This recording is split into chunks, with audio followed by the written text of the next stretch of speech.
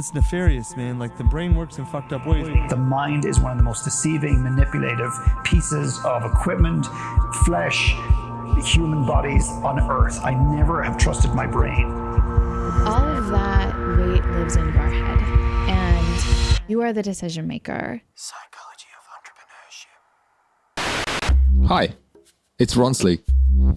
If this is your first volume, welcome. This is a weekly series where I go inside the mind of an entrepreneur, artist, athlete, academic to decipher what is the psychology of our decisions.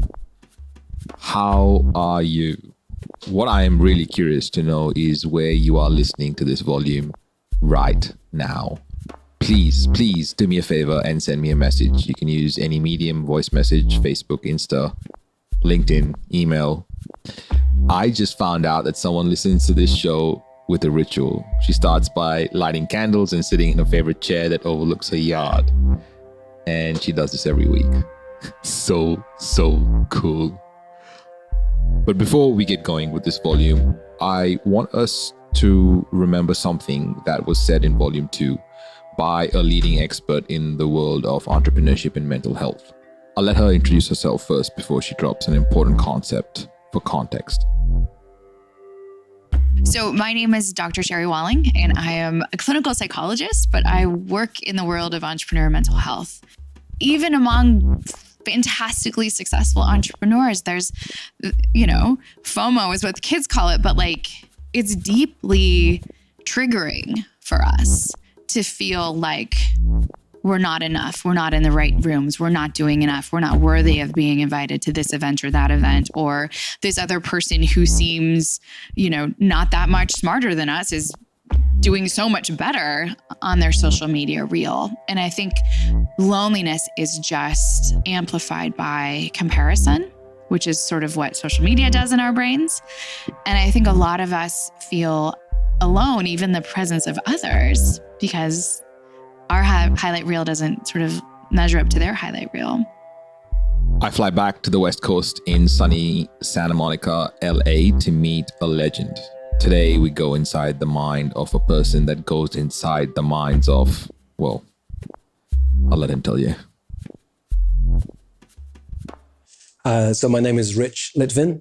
I'm from England originally, now living in LA. And for the last 12, 14 years, I've been a coach, and my clients are really high performers. They're the kind of people that most people would think don't need a coach. Everything from Olympic athletes to presidential candidates to entrepreneurs, hedge fund managers managing billions of dollars of assets. Interesting. I had not met Rich before, and the show wasn't even out yet when I interviewed him. And I was insanely interested in why he said yes to doing this interview. Hell yes or hell no. It comes from a story Derek Sivers tells. And he says, if it's not a hell yes, you have to call it a hell no. I was in a store a few years ago and I was looking at shirts and I found one shirt I loved. The second one, I kind of like it. Maybe the lighting's not right. I know, I'll take it home and show Monique, see if she likes it. And I realized, it's not a hell yes. I just put it back on the shelf. That distinction makes my life much simpler. This is how the world is. It sucks. I'll give you an example. It's an old story, but two shoemakers go overseas to a country, and they both, the story goes, they'd send a telegram back to their wives. These days they would text their wives. And one texts his wife and says, "Honey, nobody in this country wears shoes. It's a nightmare. Unpack all the bags. I'll be home in a few days." The other one texts his wife and says, "Honey, no one in this country wears shoes. It's going to be amazing. Bring the kids. Let's go." That's a reported on life versus a created life. How do you want to see the world? We live in a world where everyone's an entrepreneur. There's no new business opportunities, or there's new business opportunities every moment of every day. We live in a world where everyone has a podcast, or we live in a world of, it's time for me to create my podcast for my people. Reported on life versus a created life. A reported life versus a created life. I'd never thought of life from these two perspectives. And while I was contemplating that, Rich started to talk about how it all started for him. I didn't know what I wanted to do. I knew, like people, I specialized in behavioral physiology, which is how the structure of the brain affects behavior. So I've always been interested in behavior, and I've always been interested in people. And so I started, the first job I ever had was as a personnel officer, human resources officer. I did it for 1 year, but it was very bureaucratic, the British Health Service. And I went to a careers fair to enroll people to work at the hospital where I was working. I was so bored, I snuck away and I sat in the back of a talk about teaching. I thought, this is it. And I resigned the next morning. And I then started a career in teaching. I did that for 12 years, trained for a couple of years at Oxford University, went off to Africa, taught in Botswana in Southern Africa for 2 years, came back to England, taught in inner city London, went off to Southeast Asia, helped set up an international school in Southeast Asia, then came back to the UK.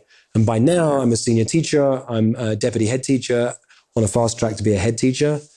And one day in a new school I just arrived at, another boss arrived. The old boss was pushed out and this one wanted her own team. So within 2 weeks of her arriving, I was given the boot, told the last people in when the first one's out. Couple days, angry people have called our newsroom and emailed our newsroom asking us to investigate the firing of a popular teacher. His crime, they say, asking his students to read. That got our attention, so we asked News Channel 5's Alyssa Hyman to investigate. She joins us now with what she found out. Alyssa. Jay, I found out this story is not as simple as that. The teacher told us that he's out because he was asking his students to read and not always teaching to prepare the students for Florida's standardized tests. You are still my favorite teacher. We miss you. 7th grade English teacher Elliot Herman never got to say goodbye to his students. Okay, that sounds stressful. And usually, next to our greatest stress lies our biggest gifts, right? Rich? Going up what's called the career ladder in my field of education, being young, from Dean of Studies to Vice Principal, going up that career ladder. Stephen Covey's got a phrase though. He says, if you get to the top of the ladder, you can sometimes discover it's resting against the wrong wall. Yeah, there's a nice line from Rita Rudner, who's a comedian. She says, the problem with the rat race is even if you win it, you're still a rat. And so for many of us, we start this career as a youngster and we get to this certain stage and there's something that's missing. I see this a lot in my clients. They have a lot of money and recognition. Some of them say, look, I've got everything I ever wanted, but I still feel empty. Now, that's a quality problem, I get. But for those people, there's something missing and they're looking for something. Well, what is the thing that I want to actually, and often it's a legacy or a contribution to the world that they're not making right now. I spoke to somebody recently who said, I sold my first business for $40 million. I was about to start making my second when I realized I only started the first one so I could be happy. And I'm still not happy. Now, he caught it, but most people don't. And so we're on this path of getting success and acknowledgement and recognition and money, and it doesn't make us happy.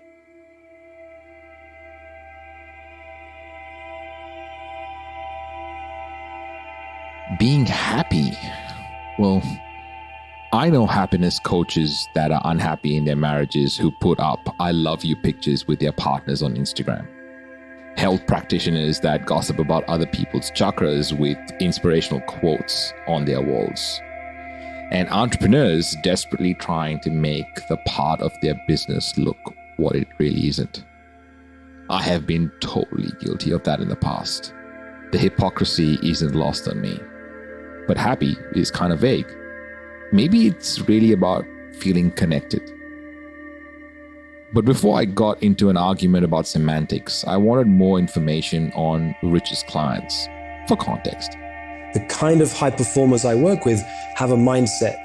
They are people who are driven, have been driven since childhood to accomplish all sorts of things. Driven, you say? Remember Dr. Douglas Brackman in Volume 6, who has, by the way, written the very successful book, Driven, Understanding and Harnessing the Genetic Gifts Shared by Entrepreneurs, Navy SEALs, Pro Athletes, and maybe you. And so, what is intuition is this other system. And, it is this other way of actually working our way through the world. And, some of the speakers, some of the entrepreneurial driven guys that are speakers from stage or selling from stage guys are just magicians at how they can read the audience, and, or sales guys, how you can read, the banker, are they going to say yes or no? And then adapting your behavior and weaving it through that, and not really clear how you did that, but you just knew it. That's this deeper thing. So that is part of being driven. There are people who've got a track record of success behind them, and yet they dismiss that. They don't see it as significant because it's just the water they swim in. And so often I'm reminding these extraordinary people just how extraordinary they are. They take it for granted. They've achieved all sorts of extraordinary things. And there are a lot of traps in success that people don't see. So the book that I'm writing right now isn't a book about how to be successful. There's enough books out there on that. It's a book about the price you pay to be successful. And the mindsets I've always had are some of which have helped me to really have a lot of success in life, have also helped me back at the same time. Okay, teacher, vice principal, coach, mindset, decipherer, father, husband, creative. Rich, how do you introduce yourself? Mindset coach? I try not to, because this day and age, everyone and their mother is a coach. So if somebody said, what do you do? I would say, well, right now I'm immersed in writing my second book. And it's called When You're the Most Interesting Person in the Room, You're in the Wrong Room. Well, let me ask my guest, do you ever show up at the wrong office?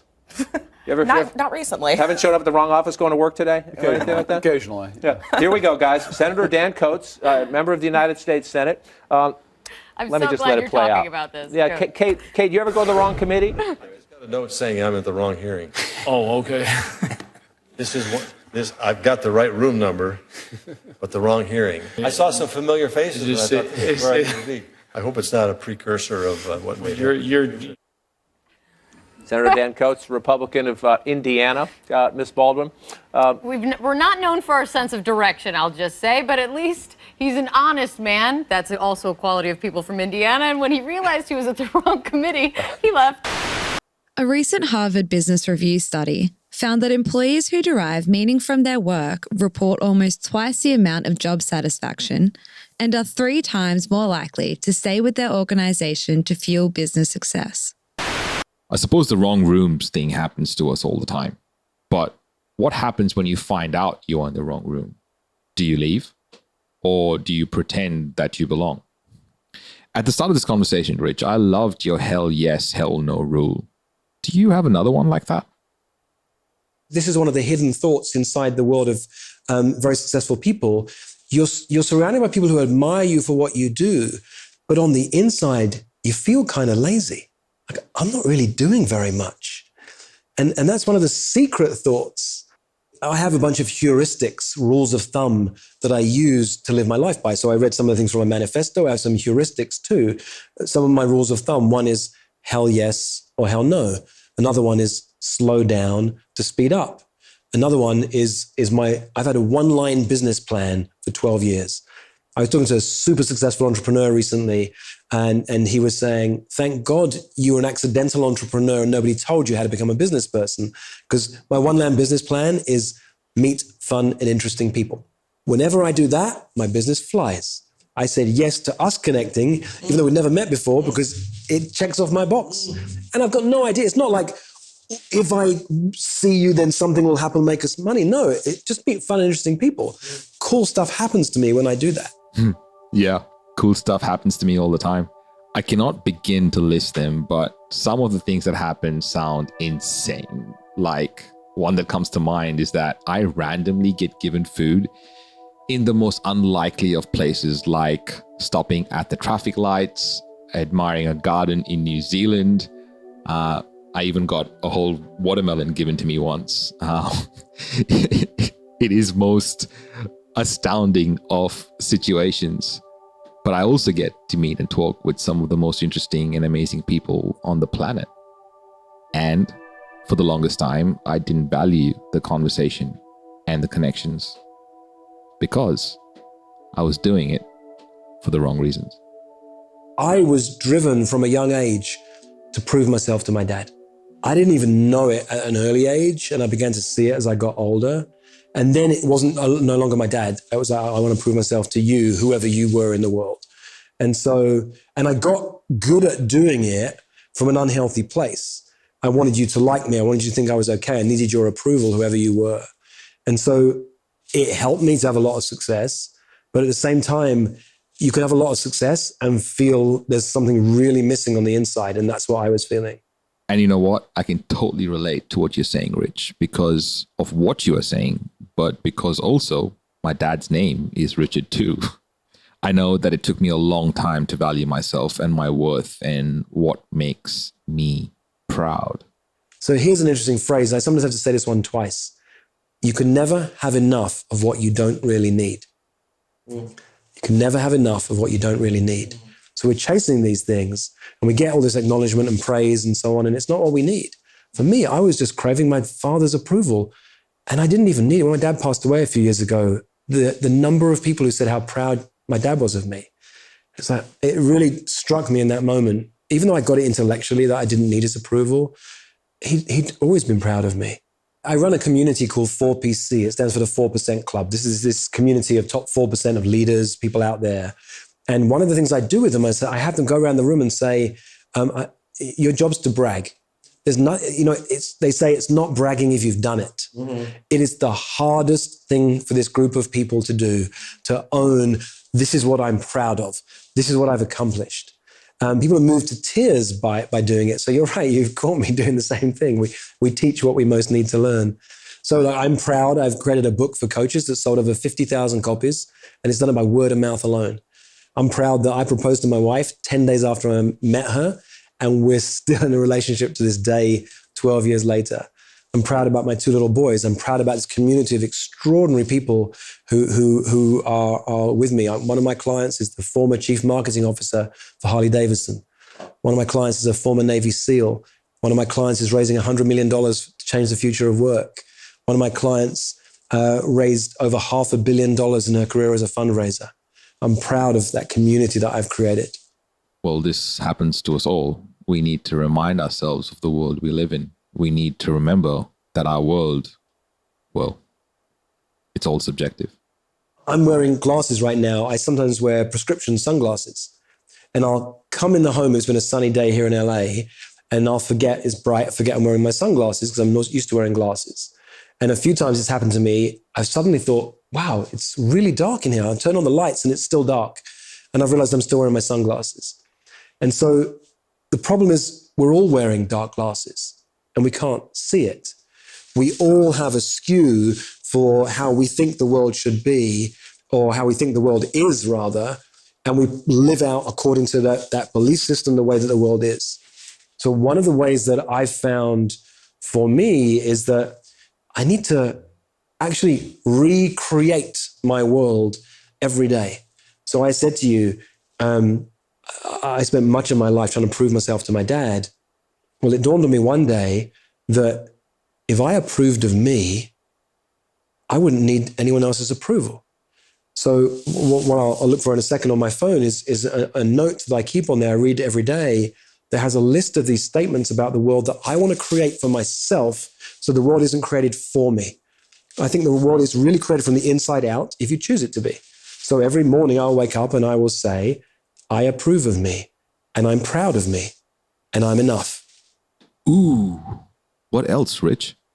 Here's some of the other statements I have in my, I call it my manifesto. Yeah. I put how I want to be over what I want to be. So I'm proud of me, I approve of me, I trust me, I like me, I'm enough. Here's one. I don't take myself so seriously. I have a tendency to really take myself seriously. So I had to reminding myself of that. It's great. I'm relaxed and confident, and I know what to do in any situation. I'm genuinely happy for other people's success. So I added that one in recently because I realized I'd hear about a friend or a client or someone I'd heard of have this level of success that I think, why are they getting it? What about me? And this jealousy would come up. And I realized, well, that's not going to serve me. What would be a better belief than why are they getting that? And it was that one. And so I added it into my list. Scientific prayer or affirmations are the harmonious interaction of the conscious and subconscious levels of mind scientifically directed for a specific purpose. These affirmations will teach you the scientific way to tap the realm of infinite power within you, enabling you to get what you really want in life. After the break, Rich talks about interesting concepts like the fraudulence paradox and there are high-performance athletes who have life or death situations they're in. We talked about, there's three real main traps that I see for real top performers. Yeah, one of the most common things I hear from the high performers I work with is this phrase: I don't feel lonely, but I feel very alone.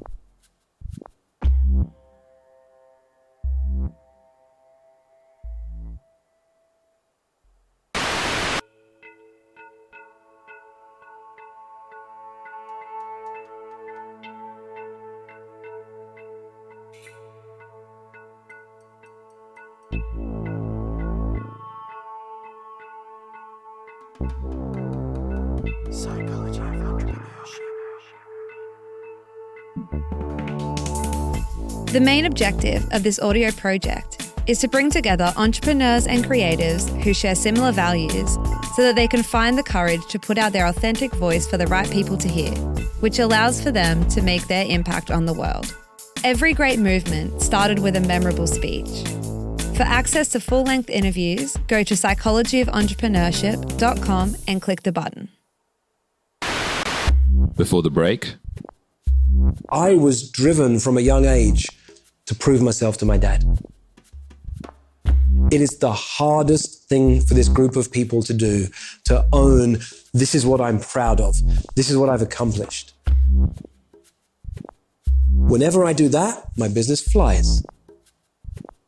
Now I wanted to know what the 4% Club was all about.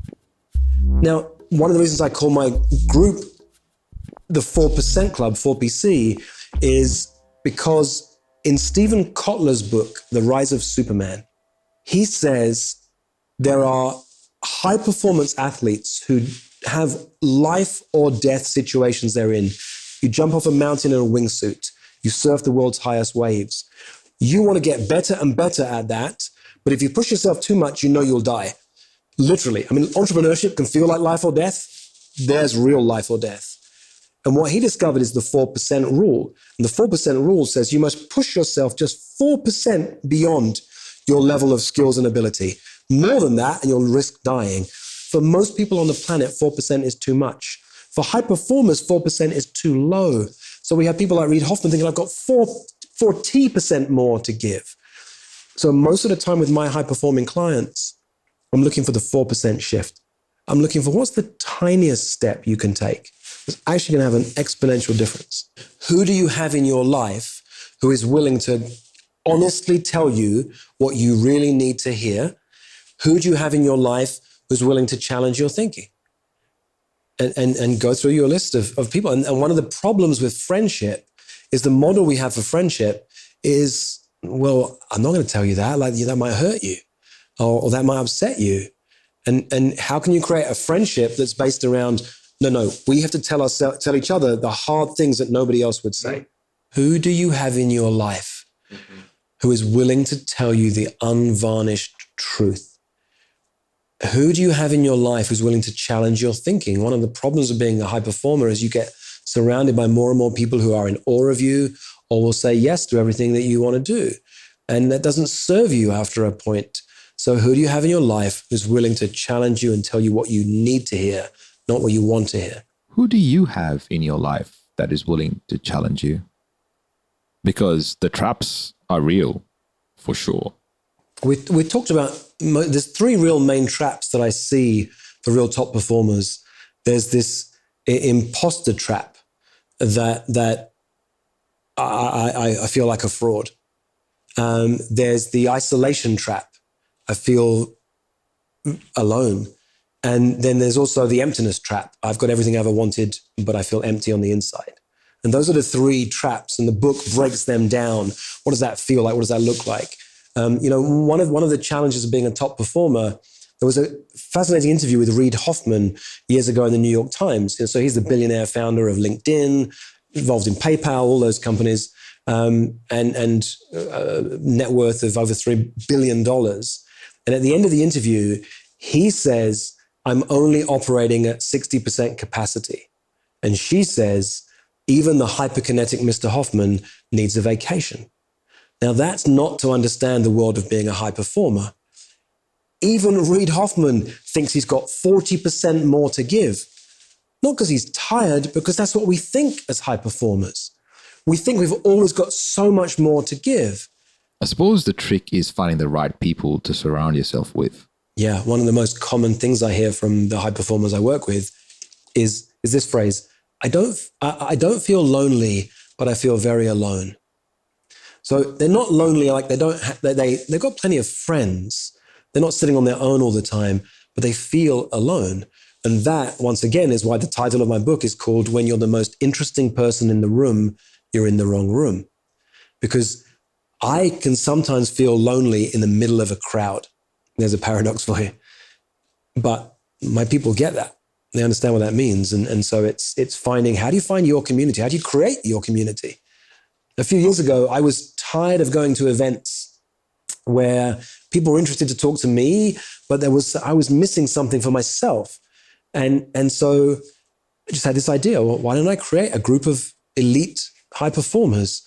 And there's an important distinction between elite and elitist. Elitist is when you distinguish from people based on their class, their gender, or something. You look down on them, you say they're not as good as you.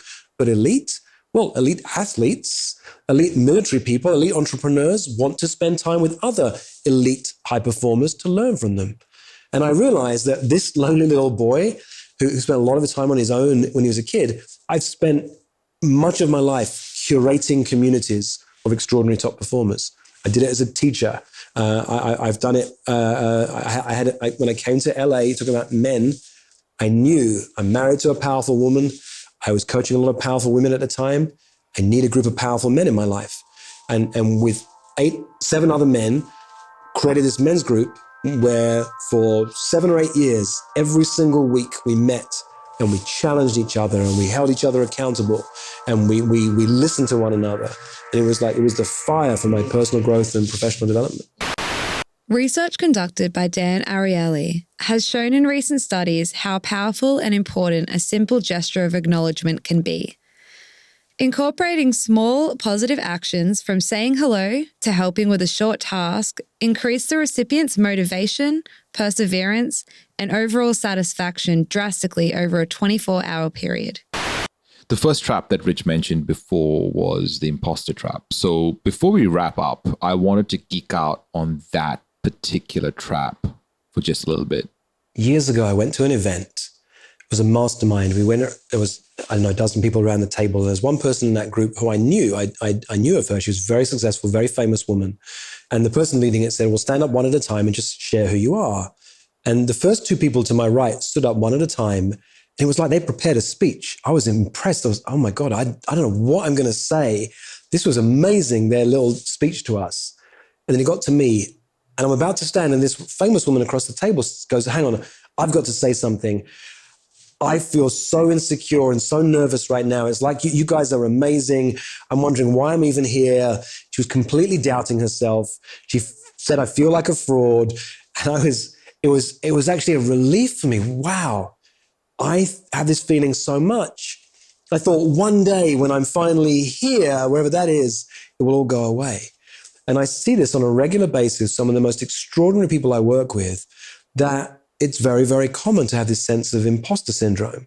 I shouldn't be here. I don't fit in. But I have a distinction I call the fraudulence paradox. Well, this idea of feeling like a fraud. I'm fascinated by paradoxes. Oh yeah, Rich? Yeah, me too. Here are a list of the 5 paradoxes I have from my Evernote. Creatively commercial, deafening silence, fighting for peace, impossible situation, absent presence. Maybe these are oxymorons. What is a paradox, Rich? A paradox is a situation where it's true in one situation and not in another, and both are true at the same time. And so it's almost like it doesn't make sense. So the fraudulence paradox for me is the fact that as a high performer, your mission is actually to always feel like a fraud. The moment you don't feel like a fraud, you're in a community, you're in a place where everyone's in awe of you, and you're not in awe of anybody else. It's not the place where you're really going to thrive. I call it the zone of genius. So the problem with your zone of genius is that thing you do so naturally and so effortlessly and so easily. Right? You're smiling, right? Because it comes to you so easily. You dismiss it. Doesn't everybody do this? I was just coaching a woman just before you arrived who's responsible for over $140 million of sales. And it's nothing to her, it's just what she does. So she doesn't see it as anything significant. I had to literally show her, no, this is really significant. When people hear this, they're going to be really impressed and interested to know more about you. But we don't see that because it's what we do. So it's one of the challenges of this idea of zone of genius. Have you ever had that I'm in over my head and they're going to find out feeling? Maybe it was when you got a promotion, or you started a business, or you landed in a new role. Like the highly qualified administrator who couldn't believe they gave her the job. Once she got there, she found out the hiring committee had come directly from a wine function. And she said, aha, they were drunk.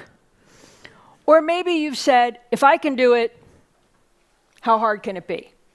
I actually heard a guy say, if I can get a PhD in astrophysics from Caltech, anybody can.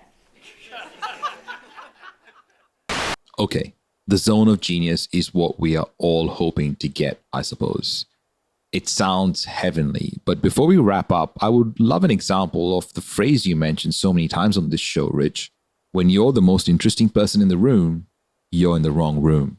I'll give you an example. So one of my clients a couple of years ago, I mentioned her earlier, she had a background in fundraising, had raised over $500 million for good causes, and had transitioned out into being a consultant and a coach. And she heard me use this phrase, when you're the most interesting person in the room, you're in the wrong room. And she heard me say that my business plan is simple. I meet fun and interesting people. So she was flying back from our coaching experience, got to the airport, was in the waiting room and said, who's the most interesting person in the room? So she's a Jewish woman from Ohio, about 5 foot something. And there was this African-American man who was about 6'5", who had rings on every finger. She said, he looks fascinating. And she went up to him and said, hi, you look like the most interesting person in the room. And they had the most fascinating conversation. It turns out he plays for the NFL, or the NBA, I forget now. She now is the NFL. She now has him as a client and now has a number of clients at the NFL and also has done some teaching there. So that one tiny phrase made an enormous impact on her, changed her world. Psychology of Entrepreneurship.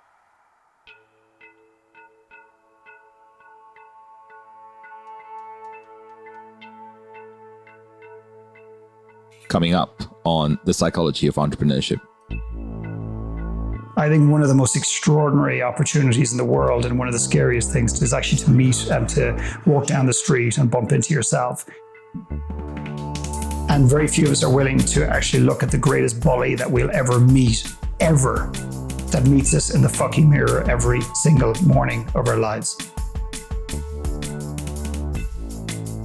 And yet entrepreneurship is one of the most painful, challenging things on earth. And if you become an entrepreneur and you don't make it in your first time around, your second time around, then what happens is you tend to internalize the failure and think, actually, it's me. I'm just not an entrepreneur. Every single person on this earth is an entrepreneur if they want to be. Psychology of Entrepreneurship. I interviewed Rich because he is the author of The Prosperous Coach. He is a lifelong student of human behavior and a coach to some of the most interesting people on the planet, including Olympic athletes, presidential candidates, Hollywood film directors, special forces operatives, and serial entrepreneurs. He is a father, husband, and coach.